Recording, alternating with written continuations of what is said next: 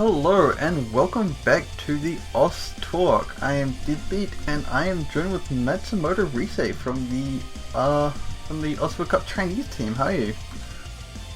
Hi, I'm MatsumotoRise.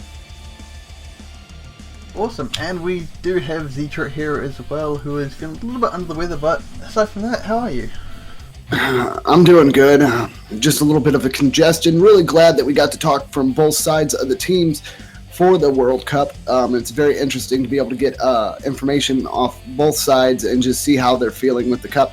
It is a little bit on the unfortunate side. We weren't able to get the entire Chinese team, but it is more than an honor and an awesome chance to be able to talk with MatsumotoRise here and kind of get a little bit of an insight on how things are going up to the cup and just how they go about it. Yeah, it is actually really cool being able to talk to some of the more Eastern teams. So I should actually say, how are you feeling coming into this year's OS World Cup? And I have to say, it's very crazy, and I feel a bit nervous.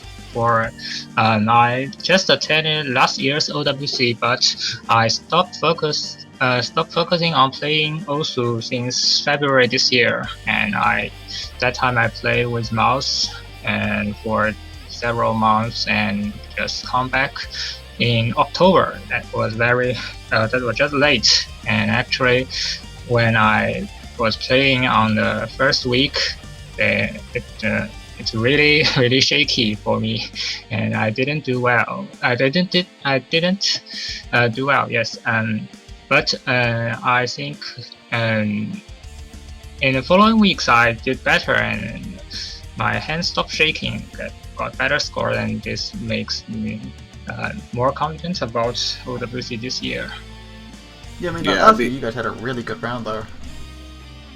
Yeah, I just can't come back to the good conditions like last year, but I'm just struggling. Yeah, well, in terms of bounce back, I mean, you really did well, saying that you started taking it more serious in October and managed to get to a level that you're playing on par with some of the very best. And like, you might have had a rocky start, as you said, but you've definitely improved. I mean, the statistics of the matches so far show that clearly. So, I mean, hats off to you for being able to just like come back into it and just get into it full force. I mean, that's pretty impressive. I didn't know that you had taken some time off. So that being said, it does make it it makes it a little bit clear as to why like things were a little bit rocky for you. Right. Thanks. Not a problem. You never would have thought, considering like how well China did in the group stage. I think, if I remember correctly, you guys went 4-1, 4-1, and 4-0. I remember that we won the match against Canada should be 4-3, and that was a really hard match, I think. But the other two matches were relatively easier. Yeah, my teammates just carried a lot. Yeah, I mean, you've got some pretty scary teammates. Like, you've got Rosbell, which is kind of just scary himself. He is the best tournament player I have seen. But, I mean, like, China itself is full of some pretty strong players. Are you pretty happy with the team that you've got this year? And I thought most of the team is better than me, I believe, and we have just like Springling and Dison GGBY like last year, and we got new members like Totoki and RTC and Crystal. He is a really impressive player on hidden and technical maps, I think. I was actually quite surprised to see Crystal, seeing as he was more in the CTB scene. Right, he is a really amazing player when playing CTB, and did really crazy things in the standard mode also. Like, I can never knock on people who are like super pro at like multiple game modes. I have no idea how they do that. and same to me. Do you have any ideas, Etrot? No, not really. I mean, my best thing with that is it just depends on your preferences of games. For example, like if you're not playing too many other video games or you're not really putting any type of focus into anything, once you get good at standard, it's kind of like a bike that you can't fall off of. Like, obviously you can get rusty and like certain patterns will be difficult, but like with a few months, I mean, like with MatsumotoRise saying that he came in October and now he's back at this type of level, the amount of effort that you need once you've already hit that level isn't as high. So maybe attacking other game modes afterwards, you know, like trying to improve yourself at CTB or Mania. I assume once you get to that relative skill level, it's really hard to lose. I mean, that stuff kind of gets built into your muscle memory and everything. You're right. And by the way, Crystal has really high mapping techniques also. So I think he is just a person who I respect a lot. Oh, for sure. I mean, I'm not too big of a CTB player myself, but I mean, you got to give credit where credit's due, and his maps and like helpfulness that he's also given towards like CTB mappers and helping with like rules and everything, because CTB is still kind of a, while it has one of the more active player bases, rule-wise, it was the first one to finalize its new rules, and its community, while small for the people that create content for it, they're very dedicated to it. And I mean, that's really awesome that they're able to be that dedicated. And then Crystal goes above and beyond, because besides only being dedicated to the CTB game mode, they're also representing their team for standard mode and doing a damn good job of it. So it is really scary when you think about it.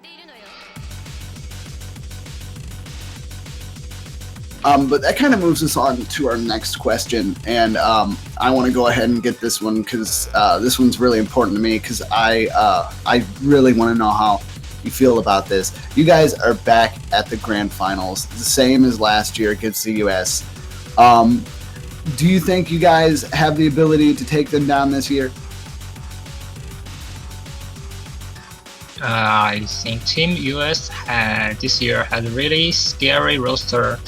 I do believe we have missed the best chance to beat them when we encountered in semifinals. When the matches step into the finals, the Team US shows a really dominant performance on the map pool, which makes the things ridiculously hard to deal with.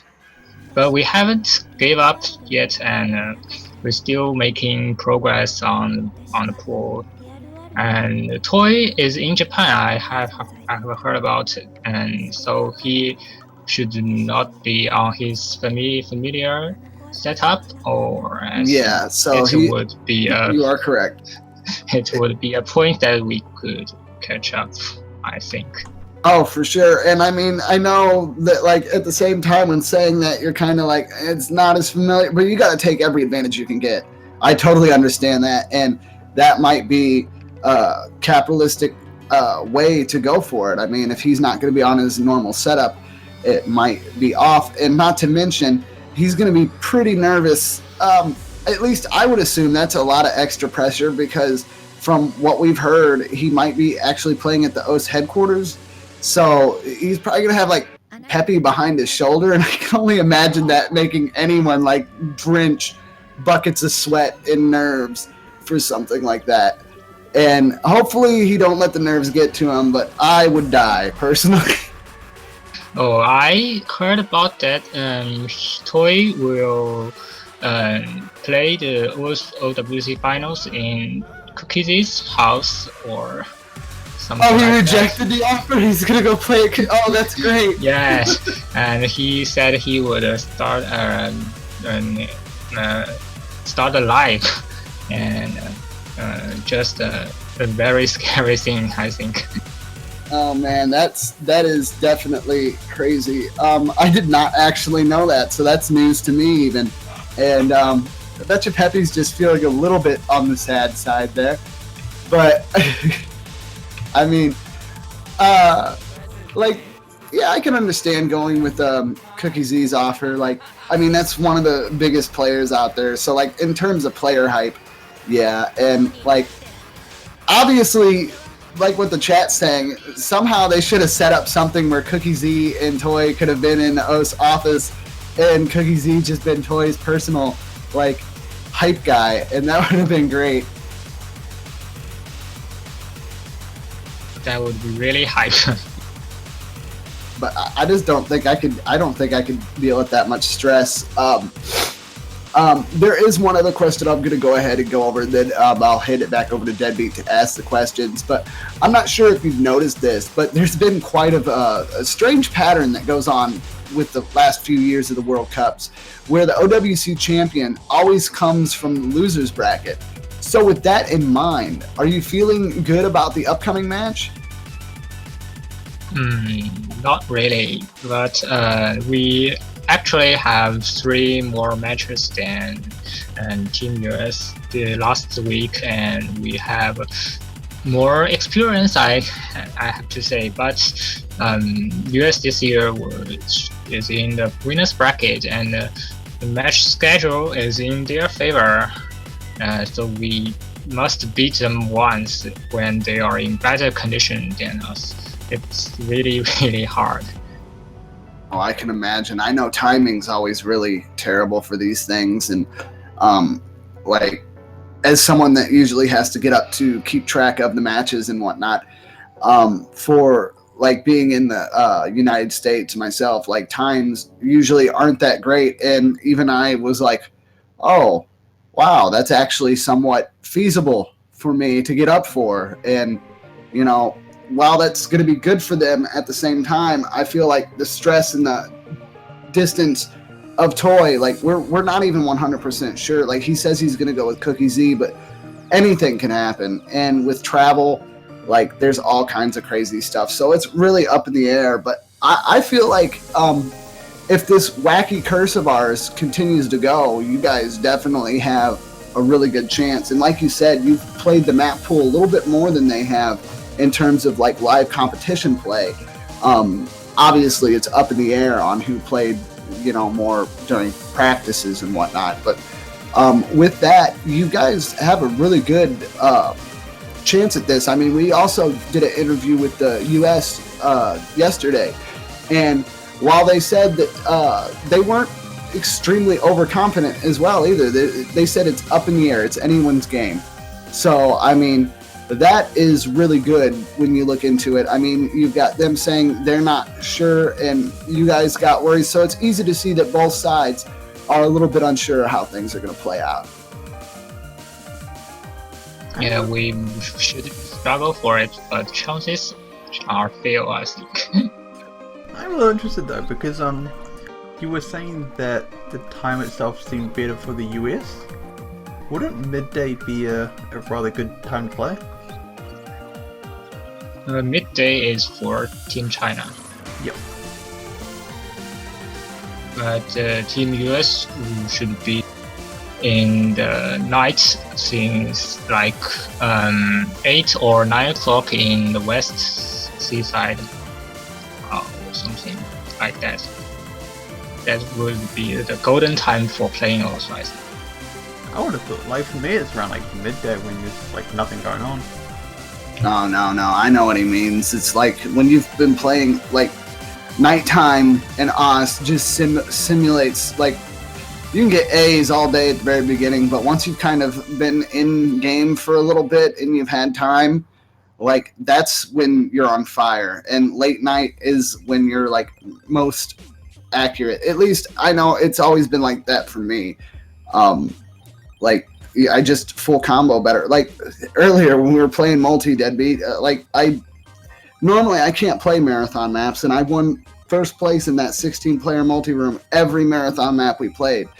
And it's just because it was super late. Now it's super early, and unfortunately my sleep schedule is terrible, so I can't really give a good indication on that. But I was definitely doing good until it got earlier in the morning, and then I just went to crap. That's kind of weird that, I don't know, I never would have really thought about that. Although I probably don't really focus on the time of the day, so I just play whenever.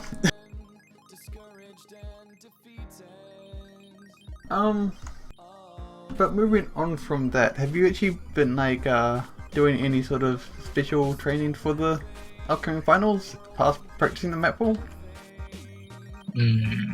We don't do anything special, but we use Discord channels to communicate this year, and this is more efficiently than typing, I believe. And I myself bought a new keyboard last month, and that really works well. Yeah, I know a lot of other teams have been using Discord servers. I think it's becoming quite a common trend between a lot of the World Cup teams, not just within us, but like for probably the Tiger World Cups, Catch World Cups, Mania World Cups. I think like most countries are starting to do that now. Right, and Discord is a very very fancy software, and it didn't have any advertisements. Yeah, it's so easy to use. I'm actually kind of looking forward to the upcoming features that are coming up, I think sometime at the end of the year, which should hopefully include a video chat actually, which will be very awesome. I don't know how awesome video chat will be. I don't think anybody wants to see my ugly mug. I know one person who does. Well, yeah, maybe. So with like the training and stuff that you do, now that you guys have climbed all the way up the ladder and you've pretty much made short work of every other team but the US here, in retrospect to that, were there any teams you were looking out for this year, but besides, you know, who you're going up against in the finals, were there any teams that you had worries about or strategies to have to take down if you had to go up against them in earlier stages? Obviously, Team Canada makes the biggest trouble on the way we got to the grand finals, and I do believe they are quite confident about the match and performed pretty strong and on their picks.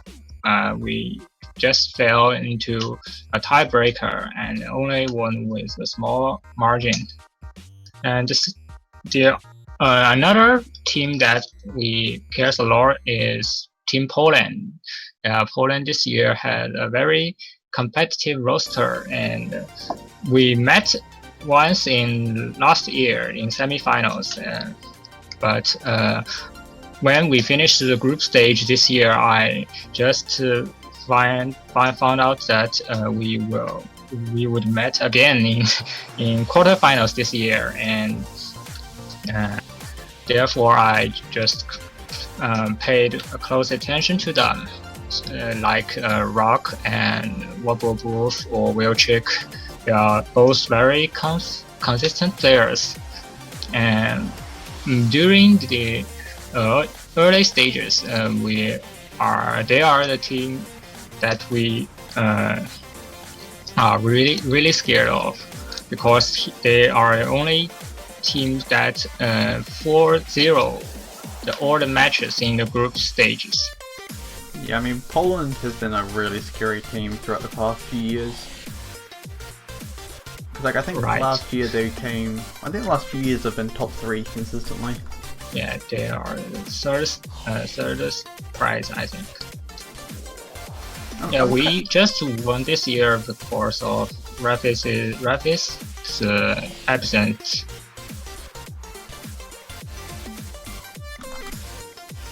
I was actually kind of surprised that Poland got knocked out relatively early on.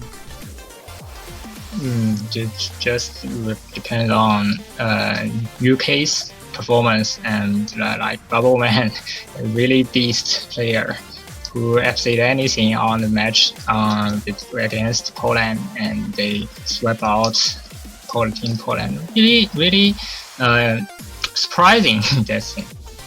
Did you actually see that match live? What? Did you watch the Poland vs UK match, or did you just catch the aftermath of it? I just checked the MP link. Oh, you had to see that match live. I think it was one of the most hyped of the... Yeah, because but European matches always on the time that Chinese are sleeping. Yeah, that's fair enough. See, I often forget that because I'm just up all the time anyway. I do believe that we aren't the replays. Are we exporting those at all this year, or what's been going on with that? I've been exporting them. Just okay, so we will actually have those set up. So if you are interested in checking out anything like that, you should be able to see those. Yeah, I'll grab this other one, and then I'll let Deadbeat get the last one. I'm sorry, I did more talking than I thought I would, but I don't think it's too bad. So we kind of threw this out at the U.S., and we'd like to hear your thoughts on it as well. If Team China was to receive a large physical trophy, would you guys display that proudly, or would that just be something you kind of kept on the desk, and you're just like, yeah, I kind of won this circle clicking thing? Or would you be like, oh, that's awesome? I thought that would be fantastic to have a trophy with the whole team's members' name on it. Or it would be great to commemorate the year 2016. Can we just focus a bit on what Rave just posted? What, he drink coffee? Trophy kiss mug. Oh man, I'm pretty sure. What ideas?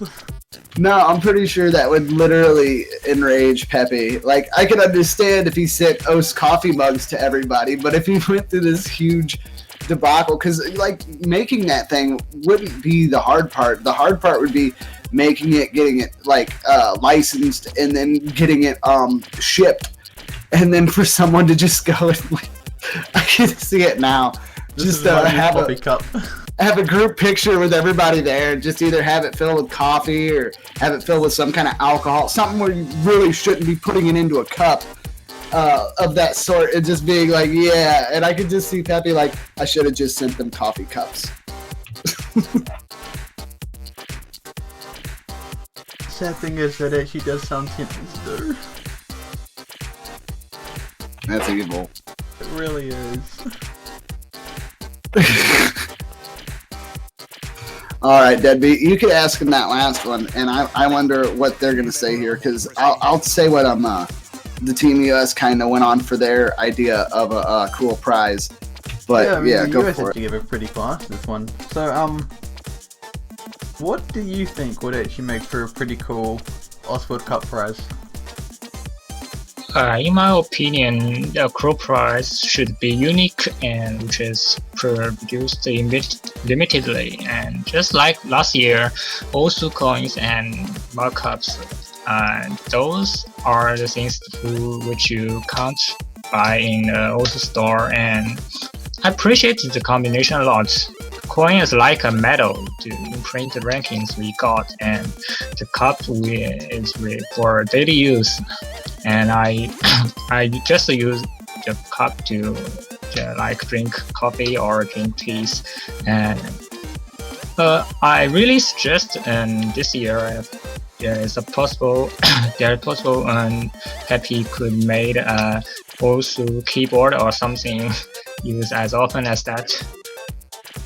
It wouldn't surprise me if like Pepe did give out keyboards for the prizes, because I actually have no idea what they are. Yeah, he's kept that even the secret from us, but he says that people are going to like it, and we don't know if it's going to be customized or what. But some of the things that the US were saying is like a custom tablet that's like got all the players on it or something like that. I suggested that there should be custom mouses because no one loves the mouse anymore. I still love the mouse. Yeah, I remain loyal. Most player use tablets, and anyways, the mouse is used for daily moving or something. Yeah. Just don't use a pen to do that thing. Exactly.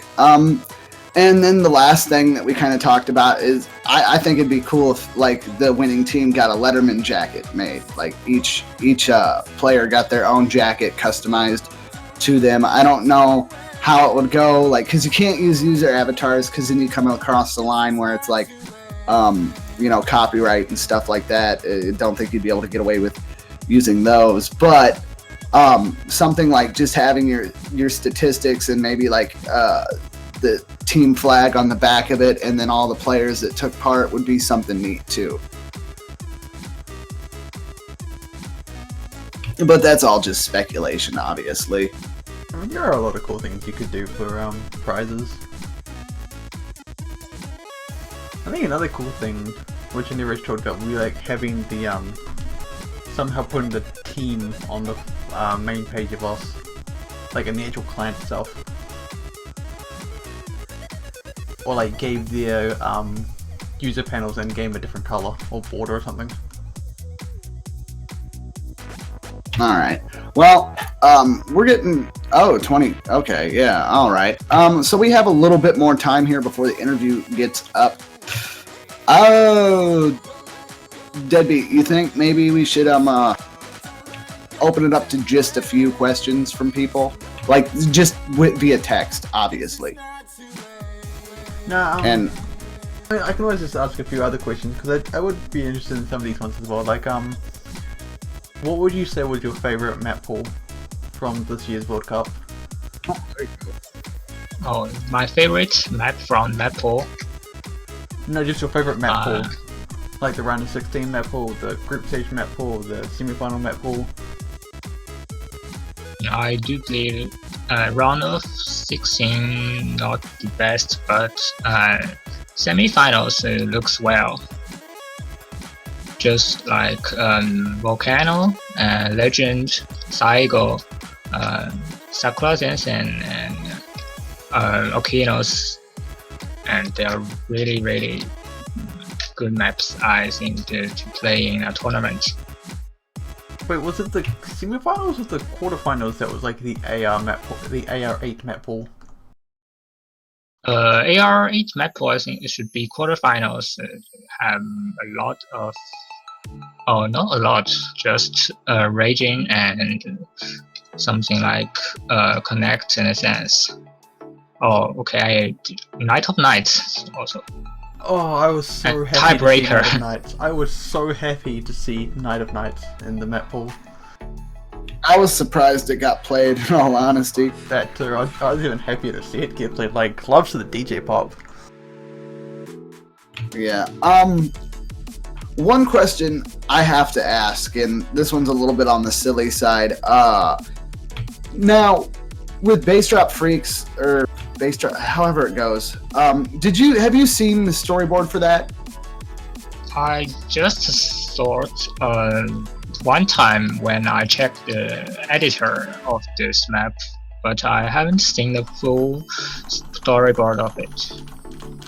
Well, I noticed that there's something like Beatmania and the notes like that.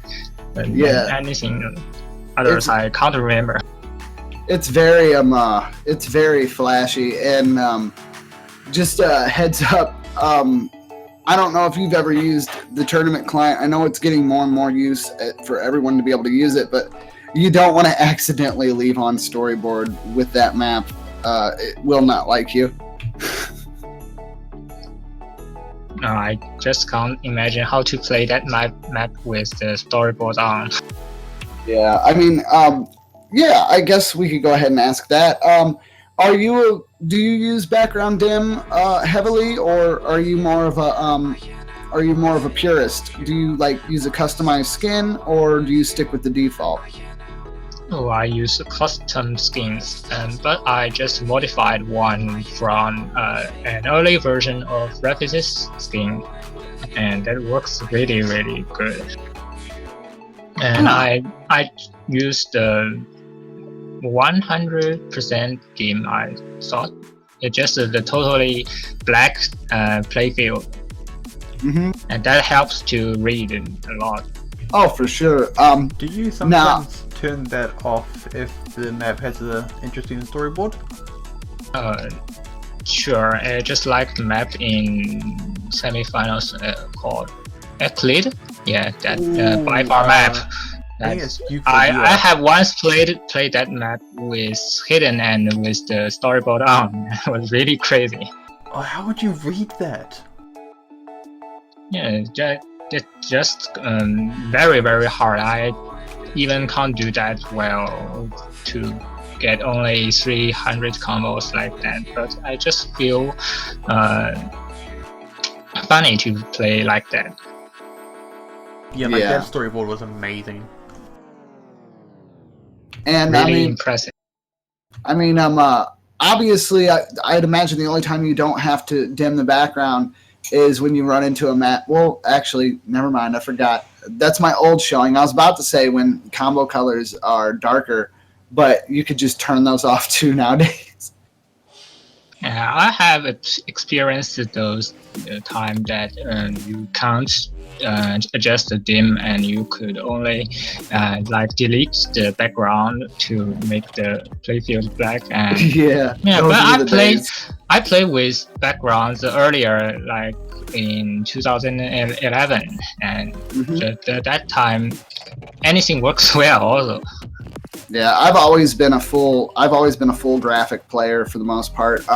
Unless it's a song that angers me. Like if I know I could full combo it, but the only reason why I'm missing is I'm either looking at the eye candy that's in the background video, or if the image or something is set up in a way where if you stare at it long enough, it starts to play tricks on you. Those type of backgrounds I try to get rid of as well. And yes, I get angry, folks. Zero. But anyways, MatsumotoRise, we do appreciate you coming out today for this interview, and it was a great honor to be able to talk with you about the OWC and get a little bit of insight on how you play and your thoughts going into this grand final. Is there anything else you'd like to say before we wrap this one up? I just like to tell someone who would like to join OWC next year or in the future that just like you should play more and more tournaments and to gather some experience. I think that really helps. Yeah, and with people asking about that, one last thing before we wrap this up. What would you say to anyone that's up and coming from previous rhythm games? Should they throw everything that they know out about music games, or is it something that, you know, you should just head into as a new experience? Because obviously, because playing more is something that is clear there, but we have a lot of people nowadays that are coming from like Beatmania or DDR, Stepmania, if you want to consider them two different entities, although I kind of look at them as the same, and stuff like that. They're coming in and they look at standard and they go, what is this? So like for anyone that's really trying to get into standard, like just give a little bit of information on that. Oh, I think those experience would help a lot for just a sense of rhythm and just help a lot on your accuracy. Those players I have met and just make progress really really fast and take like 1,000 rankings within about a year or 2 years. And so I think those players are really advanced in this game.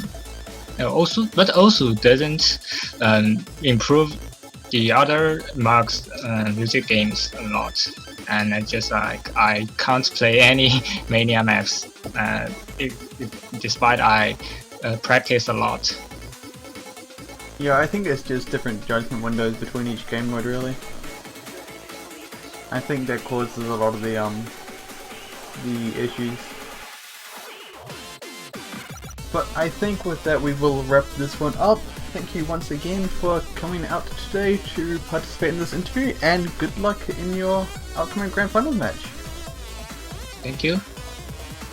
So yes, with that we will wrap this up. Hopefully next week, sometime whenever, we will have another discussion about the World Cup, so look forward to that. And until then, take care.